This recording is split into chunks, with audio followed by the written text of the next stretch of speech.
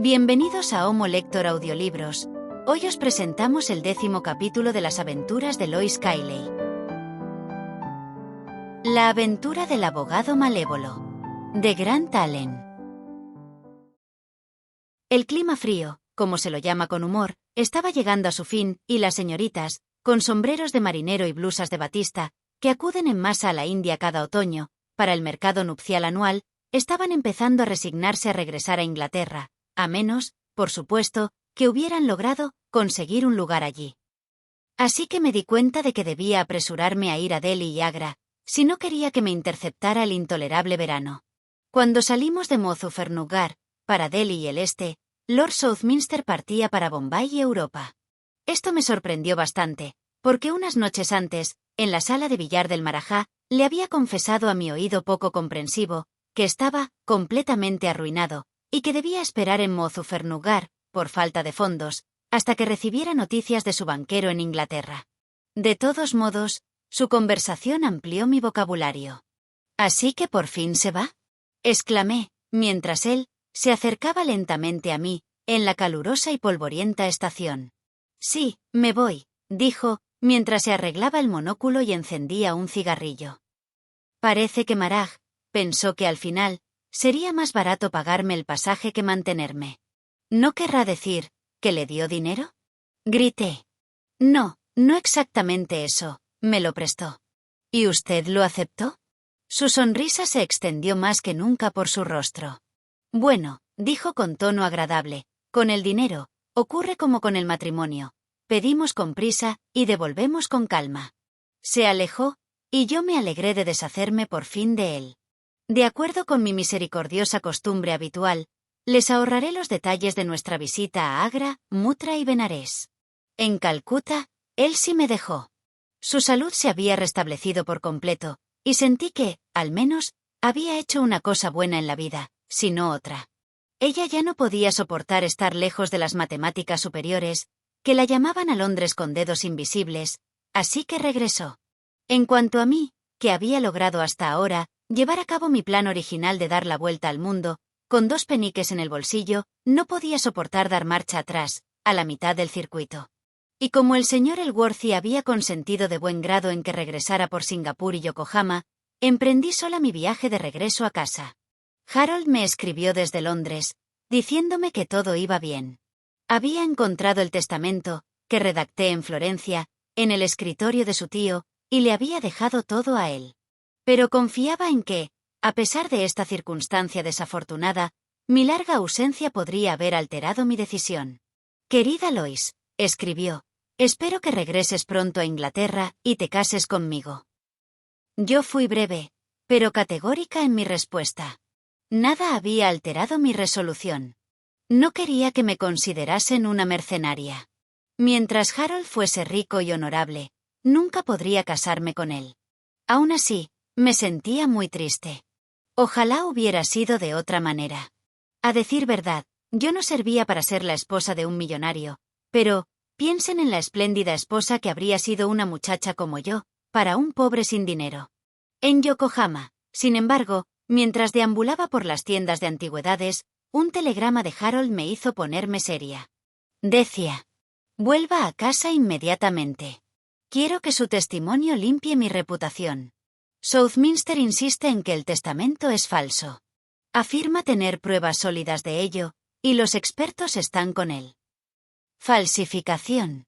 Eso había sido ingenioso, por parte del pálido vizconde de Southminster y de su cómplice, Higginson. Yo no había pensado en eso.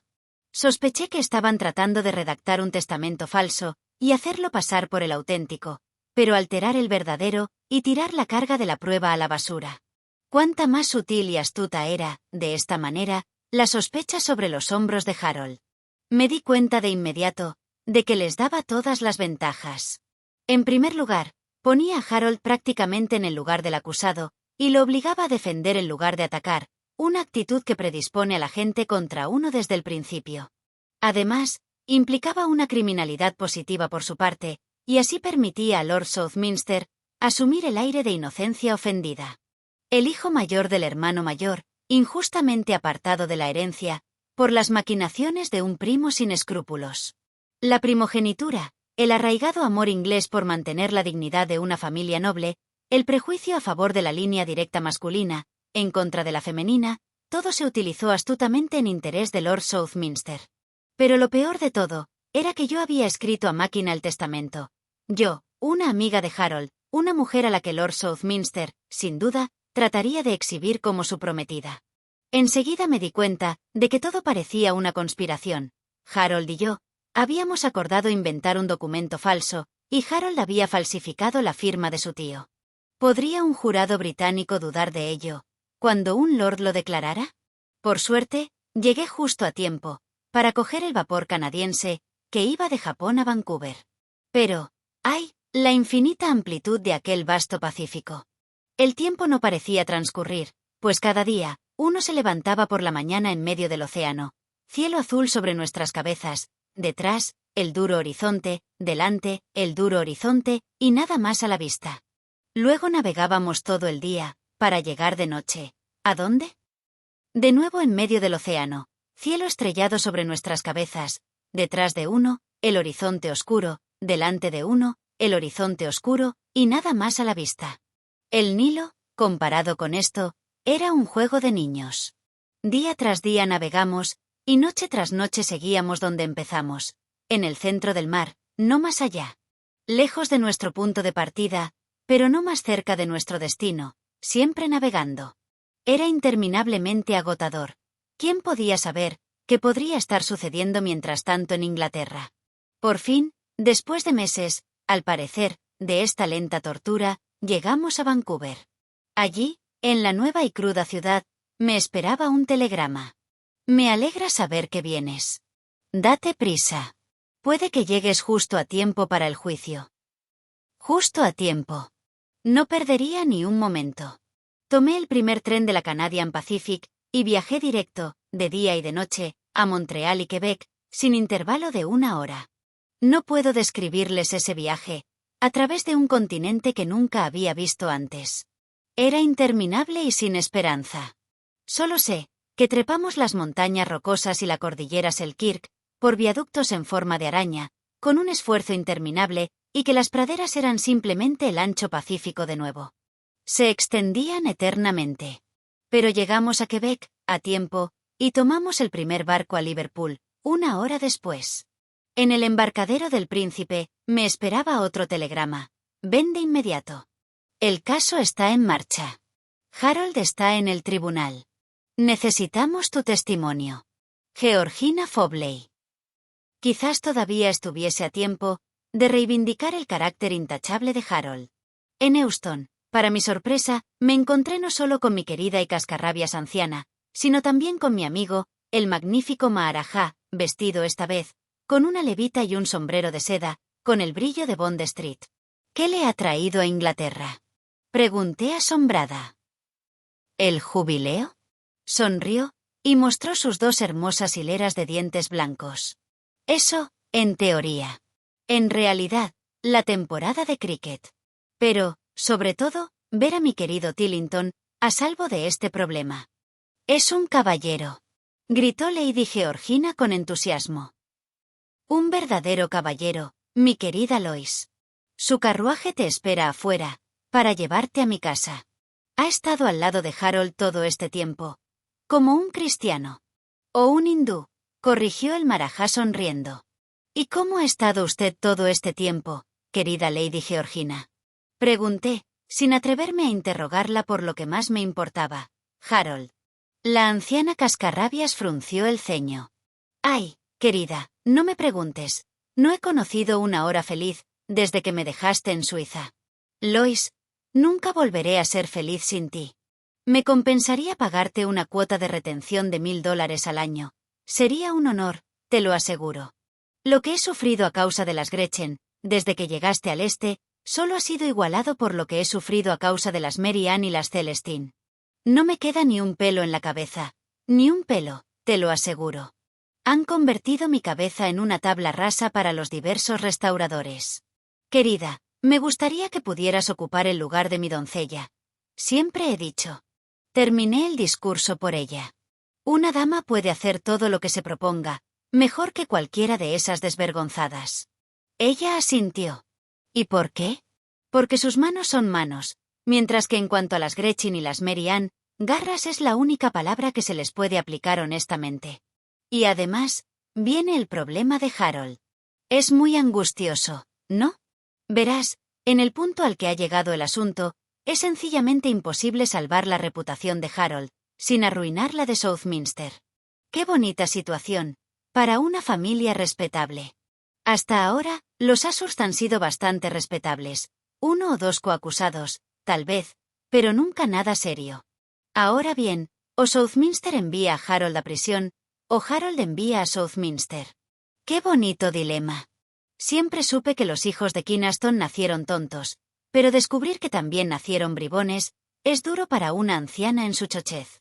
Sin embargo, has venido, hija mía, y pronto arreglarás las cosas. Eres la única persona en la tierra en quien puedo confiar en este asunto. Harold en la cárcel. La idea me daba vueltas en la cabeza. Salí tambaleándome al aire libre y tomé asiento mecánicamente en el carruaje del marajá. Todo Londres se puso a girar delante de mí.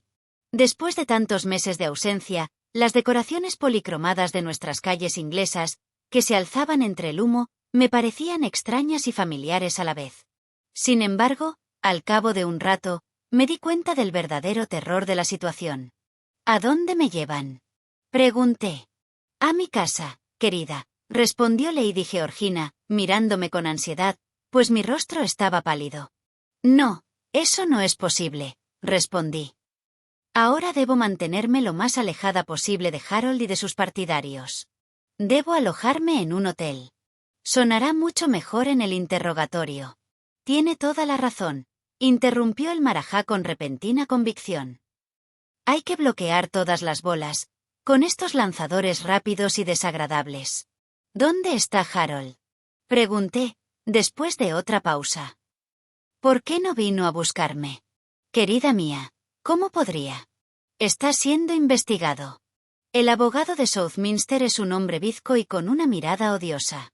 Bertie ha elegido al mayor matón del colegio de abogados para apoyar su afirmación. Vaya a algún hotel del barrio de Jermyn Street, grité al cochero del marajá. Eso será útil para los tribunales. Se tocó el sombrero y se dio la vuelta.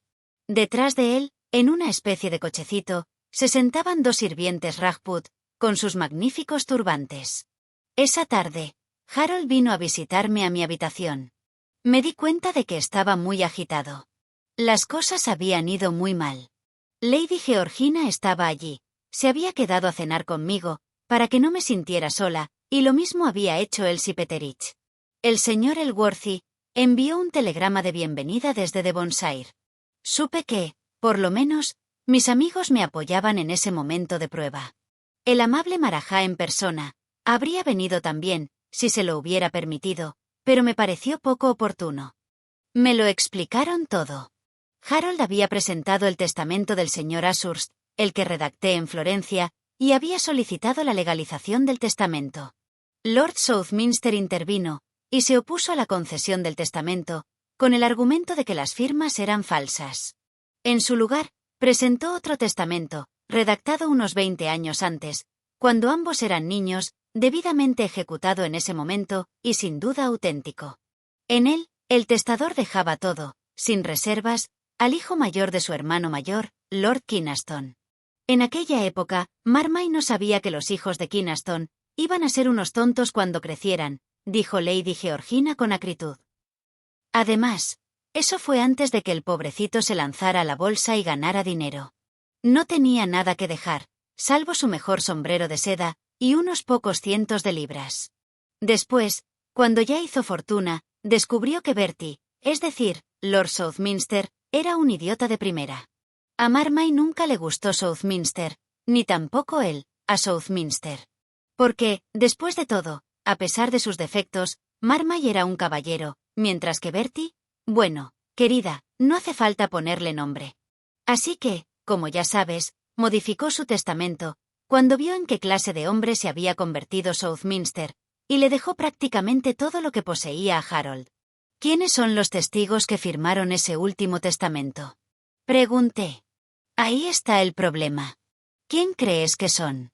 Pues la hermana de Higginson, que era masajista de Marmay, y un camarero, Franz Markheim, del Hotel de Florencia, que, según dicen, está muerto, o al menos, no se ha mostrado comunicativo.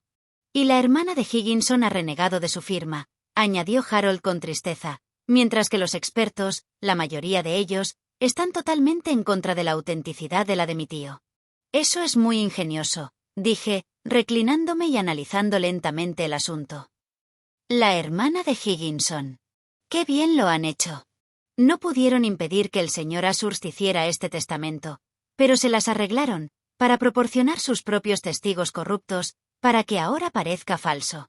Si se hubiera tratado del propio Higginson, habría tenido que ser interrogado, y en el interrogatorio, por supuesto, podríamos haber debilitado su credibilidad, sacando a relucir los episodios del conde de la Roche-sur-Loiret y el doctor Fortescue Langley. Pero, ¿su hermana? ¿Cómo es? ¿Tiene usted algo contra ella? Querida, exclamó Lady Georgina, el granuja nos ha vencido. ¿No es propio de él? ¿Qué crees que ha hecho? Pues bien, se ha procurado una hermana de probada respetabilidad y carácter intachable. ¿Y ella niega que sea su letra? Pregunté. Ha jurado sobre la Biblia que nunca firmó el documento. Me quedé bastante desconcertada. Fue una maniobra tremendamente inteligente. Higginson debió haber entrenado a su hermana durante 40 años, en los caminos de la maldad, pero la reservó para este momento supremo. ¿Y dónde está Higginson? Pregunté. Lady Georgina soltó una carcajada histérica. ¿Dónde está, querida? Esa es la cuestión. Con una estrategia consumada, el desgraciado ha desaparecido en el último momento. Eso es una nueva artimaña, dije. Su presencia solo podría perjudicar el caso. Por supuesto, ahora Lord Southminster ya no lo necesita. Southminster es el tonto más astuto que jamás haya existido, estalló Harold con amargura. Bajo esa máscara de imbecilidad, es un zorro, que maquina una artimaña tras otra. Me mordí el labio. Bueno, si logras evadir la cárcel, dije, habrás limpiado tu nombre. Y si no, entonces, Harold, habrá llegado nuestro momento. Tendrás la ansiada oportunidad de ponerme a prueba. No me servirá de mucho, respondió, si tengo que esperarte 14 años en prisión. A la mañana siguiente, en el tribunal, oí el contrainterrogatorio de Harold. Describió exactamente cómo había encontrado el testamento impugnado en el escritorio de su tío. El abogado bizco, un hombre corpulento, de rasgos abultados y nariz bulbosa, le rogó, levantando un gordo dedo índice, que tuviera mucho cuidado. ¿Cómo sabía dónde buscarlo? Porque conocía bien la casa, sabía dónde, probablemente, mi tío guardaría sus objetos de valor. Ya, claro está. No porque usted lo pusiese allí, ¿verdad? La sala estalló en carcajadas. Mi cara se puso colorada.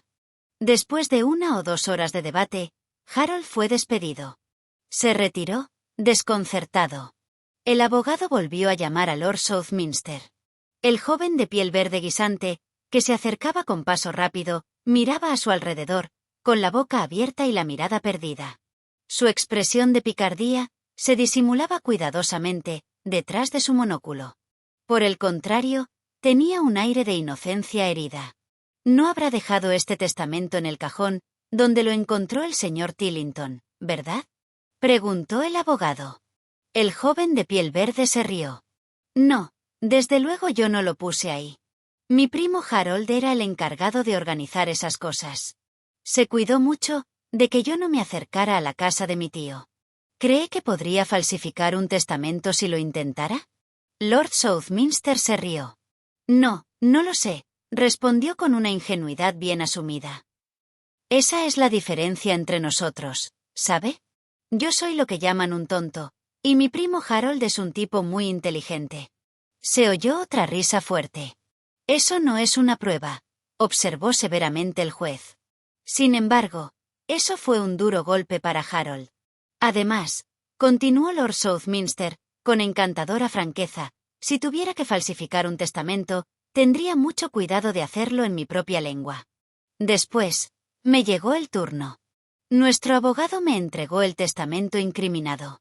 ¿Fue usted quien redactó ese documento? Preguntó. Lo miré con atención. El papel llevaba nuestra marca de agua florentina y estaba escrito con una de nuestras máquinas. Simplemente lo mecanografié, respondí, examinándolo minuciosamente, para asegurarme de que lo reconocía. La tarea de nuestro abogado era defender el testamento, no ponerlo en duda. Era evidente que le molestaba mi minucioso examen. ¿No tiene dudas al respecto?, dijo, tratando de darme pistas. No, no tengo dudas, respondí, dándole la vuelta a la hoja y examinándola más de cerca. Lo escribí a máquina en Florencia. ¿Reconoce la firma del señor Marmaduke Ashurst?, prosiguió. Me quedé mirándola. ¿Era suya? En todo caso, era igual que su firma, sin duda. Sin embargo, esa K y esas S despertaban mis dudas. Obviamente, el abogado se enojó por mi vacilación. Pensó que estaba haciendo el juego al enemigo. ¿Es la firma del señor Marmaduke Ashurst o no?, preguntó de nuevo, irritado. Sí, lo es, respondí. Aunque reconozco que me sentí preocupada. Me hizo muchas preguntas sobre las circunstancias de la entrevista cuando redacté el testamento. Respondí a todas ellas, pero tenía la vaga sensación de que no entendía nada. Su mirada me hacía sentir casi tan incómoda, como si me estuviera interrogando en interés de la otra parte. Se las arregló para ponerme nerviosa. Como testigo de Harold, yo era un fracaso absoluto. Entonces el bizco abogado, levantándose y sacudiendo su enorme cuerpo, empezó a interrogarme. ¿Dónde dice que escribió esto a máquina?, dijo, señalando el documento con desprecio. En mi oficina en Florencia. Según tengo entendido, tenía usted una oficina en Florencia, después de que dejara de vender bicicletas en la vía pública, y tenía una compañera, creo, una señorita Petterick, o Petterton, o Pennyfadin, o algo así, ¿verdad? Señorita Petterick, corregí, mientras la corte reía entre dientes. ¿Petterick se llama? Bueno, ahora responda a esta pregunta con cuidado.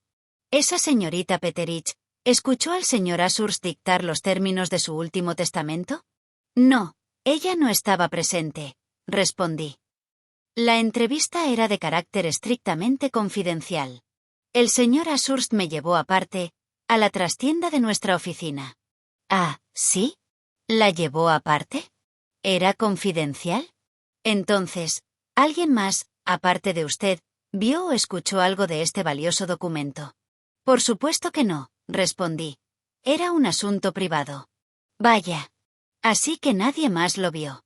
¿Se lo llevó el señor Ashurst de la oficina en persona? No. Envió a su mensajero a buscarlo. ¿Su mensajero? ¿El señor Higginson?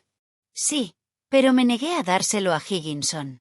Lo llevé yo misma, esa noche, al hotel donde se alojaba el señor Ashurst. Así que lo llevó usted misma.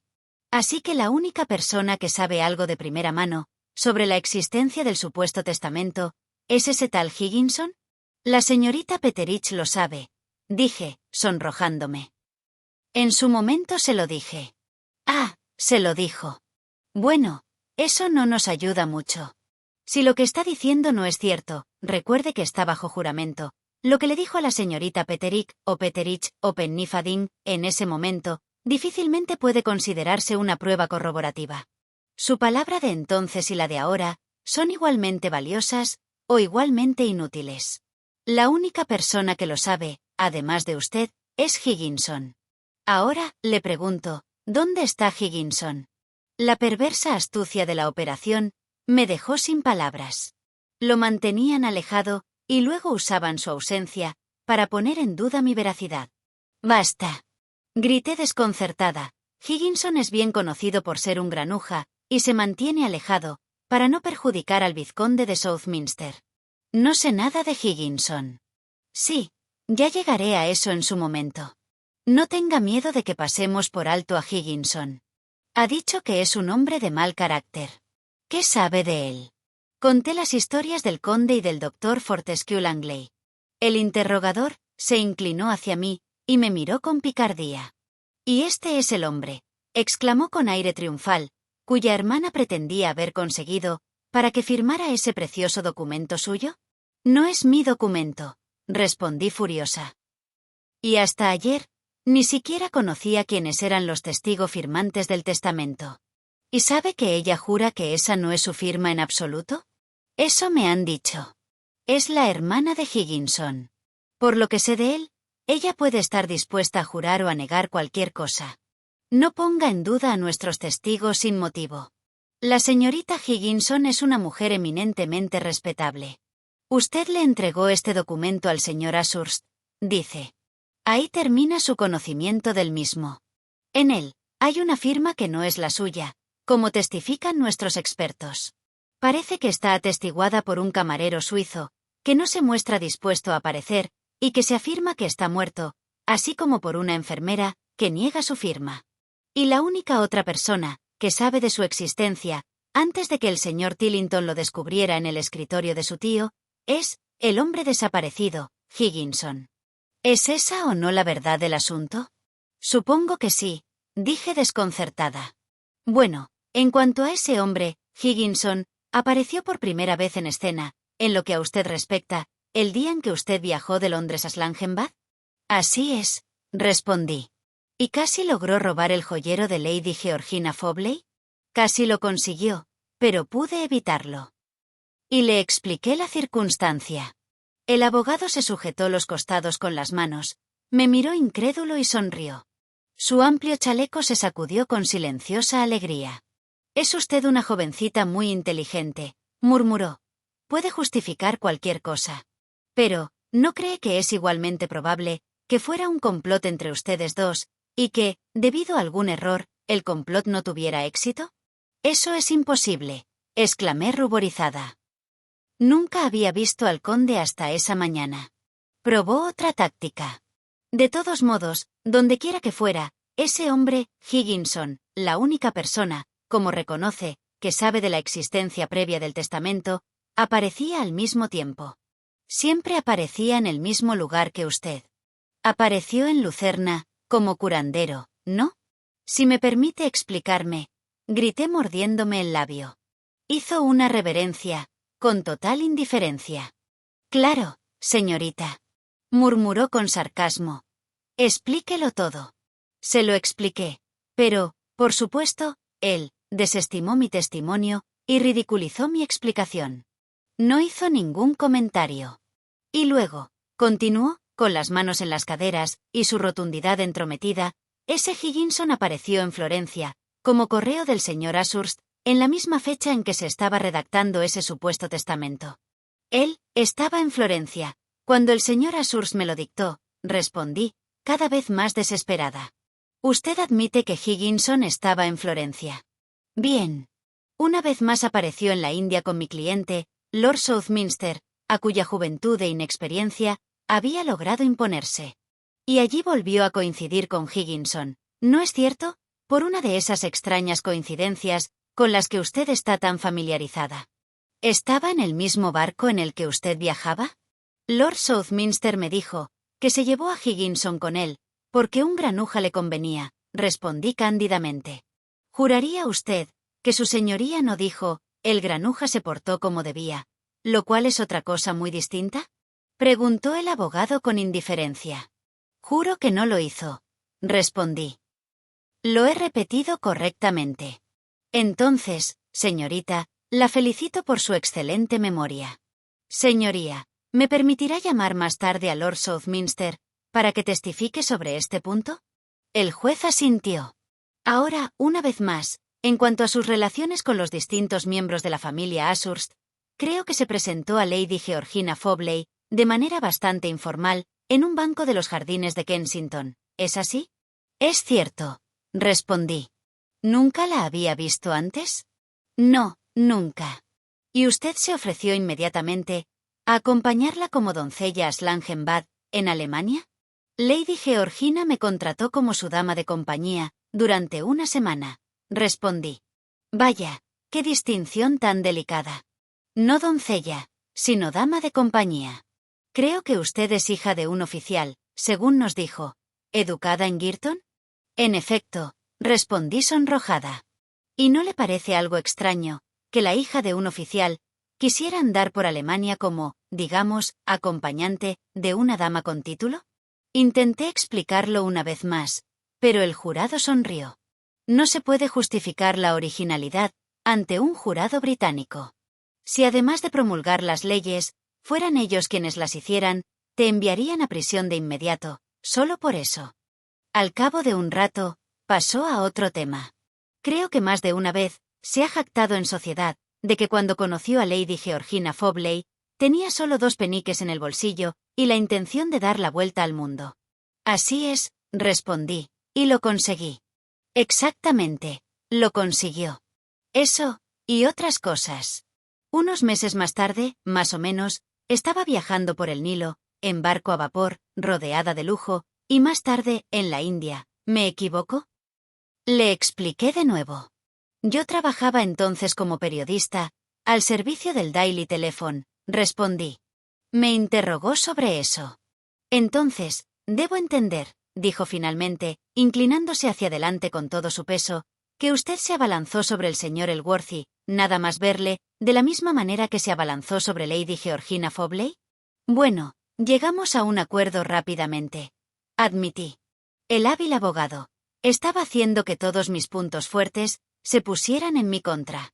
Bueno, ese señor Elworthy era un hombre, y supongo que admitirá, dijo, tocándose la barbilla, tersa y regordeta, que es usted una dama de... ¿Cuál es la frase típica que usan los periodistas? Considerables atractivos personales. ¿No es así? Señoría, dije, volviéndome hacia el juez. Apelo a usted. ¿Tiene derecho el señor abogado a hablarme de ese modo? El juez hizo una ligera reverencia. La pregunta es improcedente, dijo con un énfasis tranquilo. Sentí que mi cara ardía con un rojo intenso. Bueno, señoría, me someto a su decisión, continuó el interrogador bizco, radiante. Paso a otro asunto. Cuando estuvo en la India, creo que se quedó por algún tiempo, como invitada, en la casa de un marajá nativo. ¿Es relevante ese asunto? Preguntó bruscamente el juez. Dios mío, dijo el fiscal con su voz más suave, me esfuerzo por sugerir al jurado que esta dama, la única persona que alguna vez vio ese supuesto testamento, hasta que el señor Harold Tillington lo sacó del escritorio de su tío, esta dama es, mi deber hacia mi cliente me obliga a decirlo, una aventurera. Había pronunciado la palabra. Sentí que mi testimonio no tenía nada sólido en lo que sostenerse ante un jurado británico. Fui allí con mi amiga, la señorita Petterich. Comencé. Vaya, la señorita Petterich, una vez más. ¿Había alguna otra dama con ustedes? Fuimos acompañadas por una dama casada, esposa del mayor Balmossie, del Cuerpo de Estado Mayor de Bombay.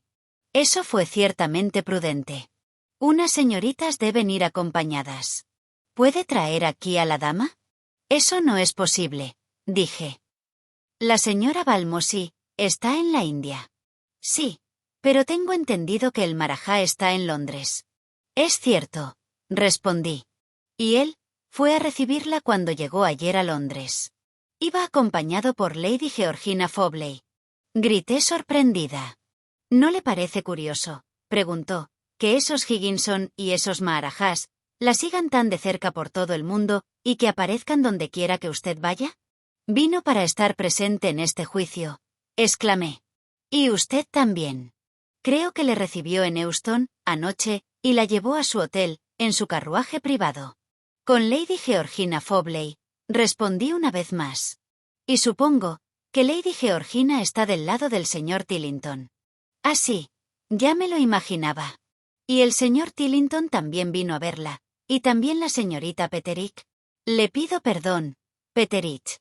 Debemos ser estrictamente precisos en lo que respecta a la señorita Petterick. Y de hecho, usted tuvo una pequeña fiesta familiar.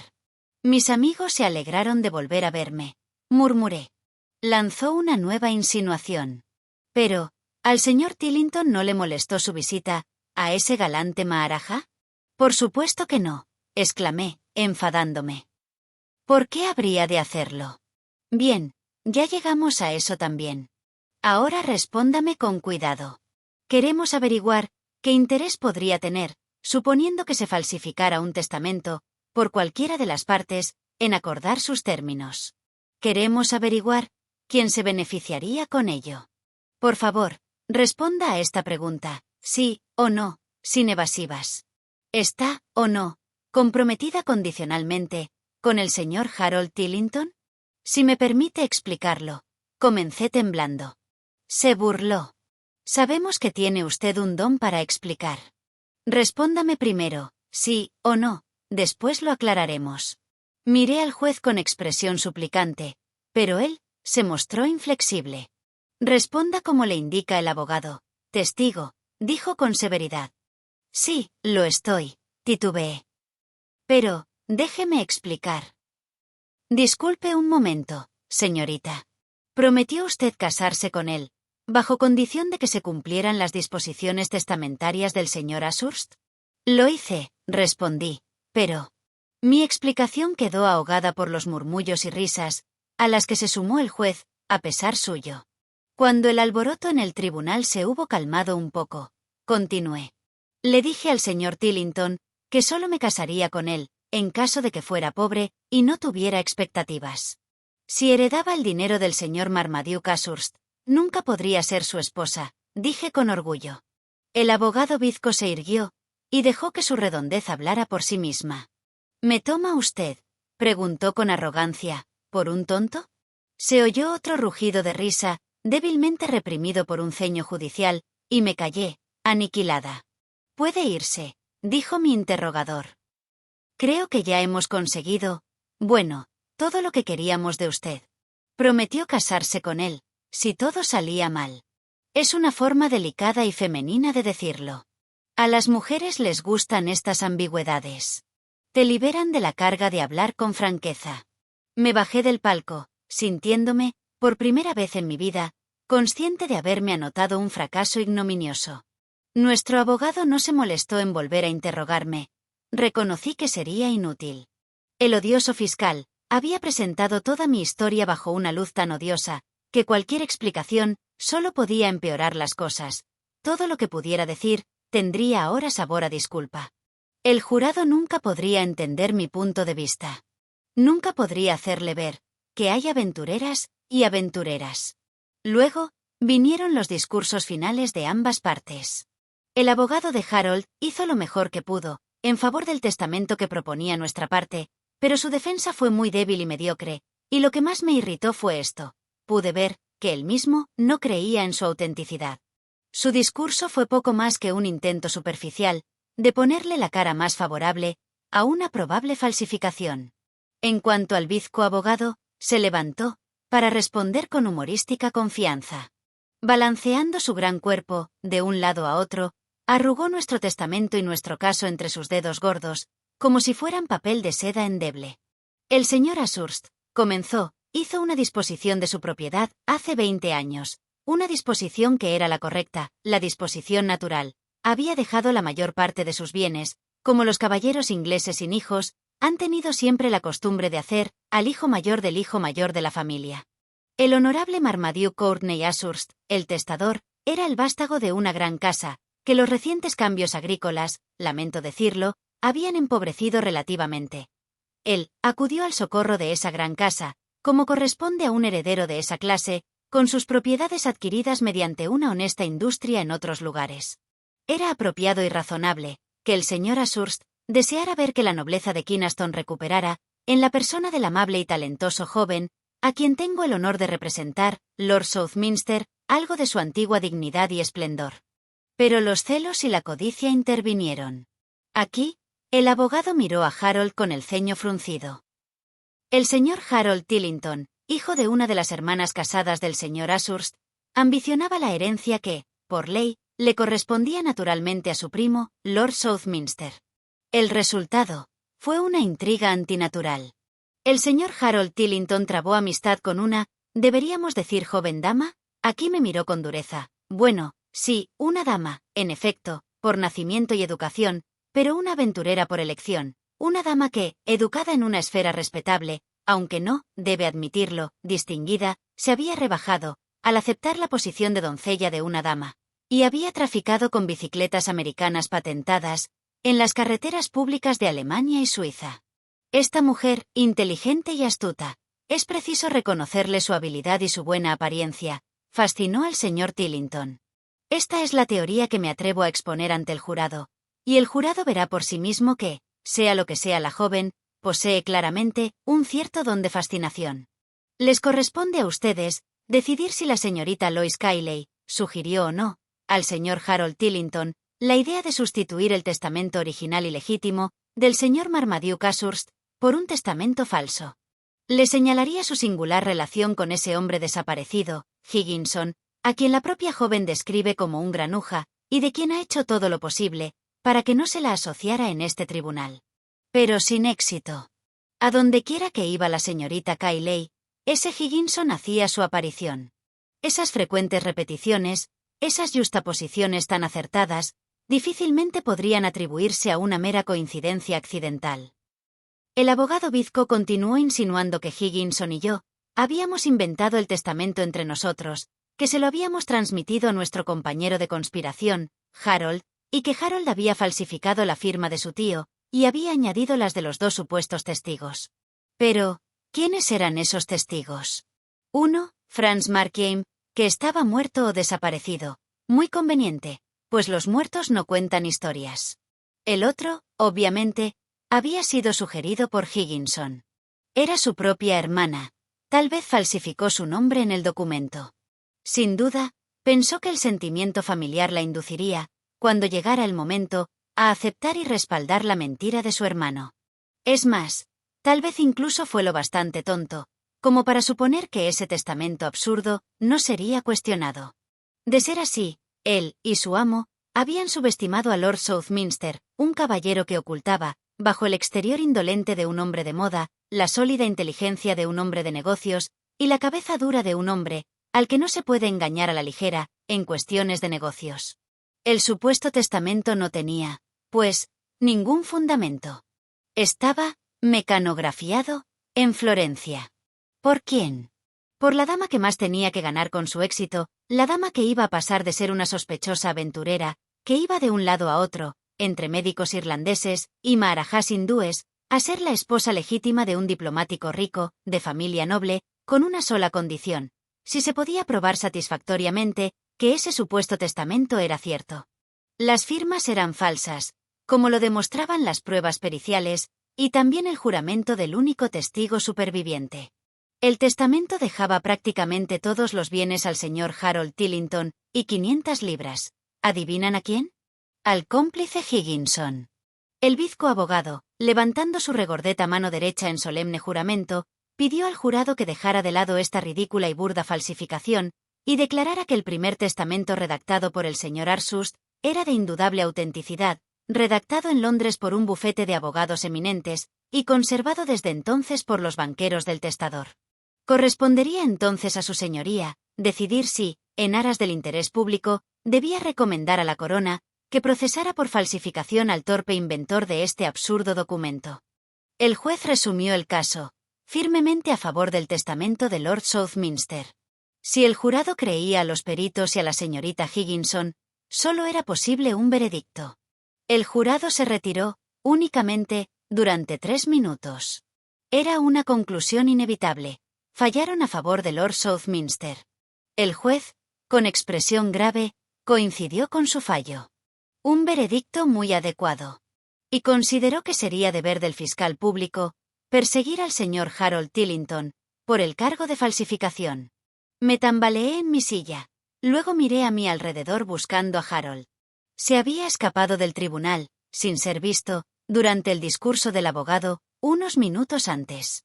Eso me angustió más que cualquier otra cosa en ese momento. Hubiera deseado que se hubiera levantado como un hombre, para enfrentarse a esta vil y cruel conspiración. Salí lentamente, sostenida por Lady Georgina, que estaba blanca como un fantasma, pero muy serena. Siempre supe que Southminster era un tonto, dijo en voz alta. Siempre supe que era un tramposo, pero no sabía hasta ahora que también era un tipo particularmente malo de criminal. En la escalera, nos encontramos con Lord Southminster. Tenía un aire alegre. Bueno, yo tenía razón, ¿verdad? Dijo, retirando el cigarrillo de sus labios sonrientes. Ustedes apostaron por el tipo equivocado. Les dije que ganaría. No diré más ahora, no es el momento, ni el lugar, para volver a hablar de ese tema. Pero, con el tiempo, cambiarán de opinión, seguirán pensando mejor en ello, apoyarán al ganador. Hubiera deseado ser un hombre, para poder tener el placer de patearlo. Regresamos a mi hotel y esperamos a Harold. Para mi horror y alarma, no recibimos ninguna noticia suya. Casi podría haber dudado de él. Si no hubiera sido Harold. Esperé y esperé, pero no vino. No envió ninguna palabra, ningún mensaje. Y toda esa tarde, oímos a los vendedores de periódicos gritar a todo pulmón en la calle: «Extra especial». Novedades en el caso Ashurst. Acontecimientos sensacionales. Misteriosa desaparición del señor Harold Tillington. Fin. Gracias por ver este vídeo. Por favor, no olvides suscribirte, dar a me gusta, compartirlo y dejar un comentario. Si te ha gustado este relato, puedes encontrar más audiolibros en nuestro canal, Homo Lector.